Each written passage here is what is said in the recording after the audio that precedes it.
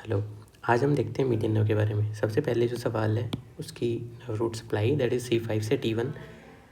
इसके बाद में ये एक मिक्स नर्व है जिसमें मोटर और सेंसरी दोनों है। किस किस चीज़ को सप्लाई करता है इससे सवाल है। सेंसरी किसको कर रहा है, मोटर किसको कर रहा है, ये भी INI और PG के अंदर दोनों जगह पे सवाल पूछा गया है। इवन FMG के अंदर भी पूछा गया है।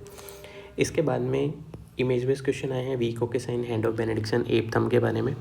एप थंब के बारे में विशेष बात ये है कि मीडियन नर्व की इंजरी चाहे ए के लेवल पे है, चाहे बी के लेवल पे है, चाहे सी के लेवल पे है, मतलब मीडियन नर्व के पूरे कोर्स में कहीं पे भी अगर मीडियन नर्व की इंजरी है तो उस पर्सन में एप थंब होएगा, किसी भी लेवल पे अगर इंजरी हो रही है तो।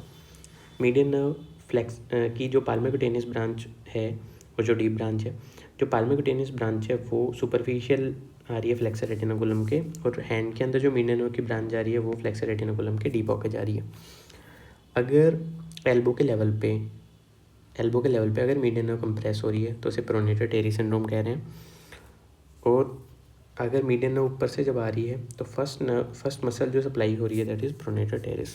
कार्पल टनल सिंड्रोम से सवाल पूछे गए हैं तो ये इम्पोर्टेंट है।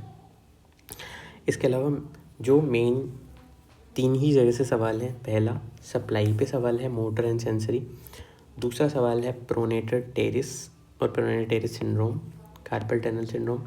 और तीसरा सवाल है weak okay sign, hand of benediction और ape thumb. Image based question भी है, क्लिनिकल केस सिनेरियो देके भी क्वेश्चन है और डायरेक्ट क्वेश्चन भी है। Thank you.